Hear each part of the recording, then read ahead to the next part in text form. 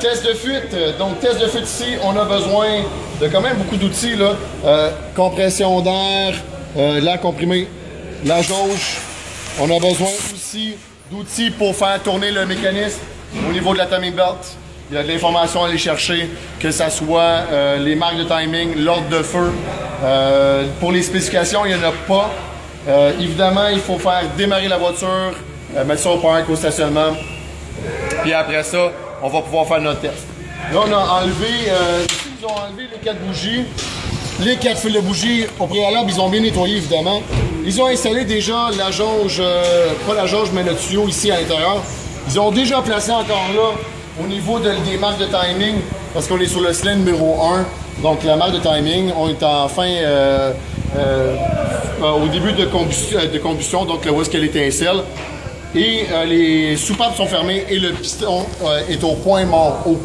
Ensuite de ça, j'ai ouvert au niveau de ma jauge d'huile, j'ai ouvert aussi au niveau de mon bouchon, j'ai ouvert mon radiateur, j'ai ouvert aussi mon entrée d'air au niveau du pavillon des gaz pour pouvoir vérifier mes choses à la suite. Donc quand je vais installer ma jauge à pression dessus, pas une jauge à pression, mais une jauge à fuite. J'ai mis ça à peu près à 90. Le pourcentage ici, il me donne des petits rapports là, entre 0 et 20, etc. pour les couleurs. Mais pour l'instant, ça ne m'inquiète pas trop. Moi, ce que je vois, c'est à combien je le mets. Donc là, il est à 10%. Là, quand je vais le brancher, c'est tout simple que ça que je vais le mettre au niveau de mon cylindre. Je vais mettre de la pression dessus.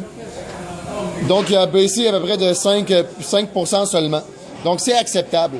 Là, je peux laisser ma pression à l'intérieur et voir et écouter au niveau du radiateur s'il y aurait une fuite. Si c'est au niveau du radiateur, ça a rapport avec le joint de culasse ou la gasquette de tête, une tête qui est craquée ou une culasse qui est craquée, un bloc qui peut être craqué aussi.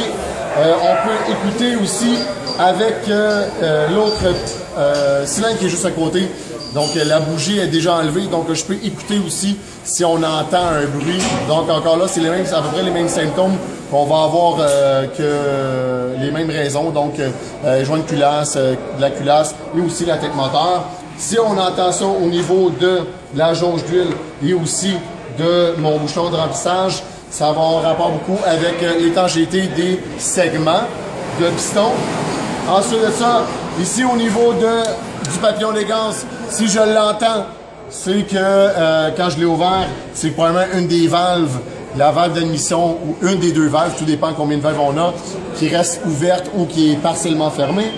Et au niveau de l'échappement, ça, on va l'entendre en arrière, s'il y a une valve d'échappement qui reste ouverte.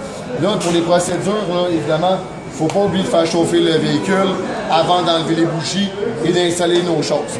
Quand on est rendu à un autre piston qui est à côté, étant donné que le vilebrequin, ça prend 720 degrés, donc 2 tours pour faire les 4 temps sur les 4 cylindres, il faudrait faire un demi-tour au niveau du vilebrequin pour passer au cylindre suivant selon l'ordre d'allumage. Donc, si l'ordre d'allumage, c'est 1, 3, 4 et 2, ce serait l'ordre que je ferais. Donc, je tournerais un demi-tour, je passerais du cylindre 1 au numéro 3 qui est ici, et ainsi de suite jusqu'à la fin. Évidemment, je peux faire aussi comme test pour vérifier si ce n'est pas mes segments qui font défaut, je peux rajouter encore au niveau avec la burette d'huile, une petite quantité d'huile pour voir si la fuite s'améliore, donc il y aurait moins de pourcentage. Et les pourcentages, 0 à 10%, c'est en très bonne condition. Entre 10 et 25, c'est plutôt quand même encore acceptable. Et 25 à 45 ou à 40, c'est un moteur qui est relativement usé. Évidemment, c'est pour ça qu'on vous dit de vérifier quand même les endroits pour les bruits qu'on pourrait entendre. On pourrait utiliser aussi un stéthoscope pour entendre encore mieux.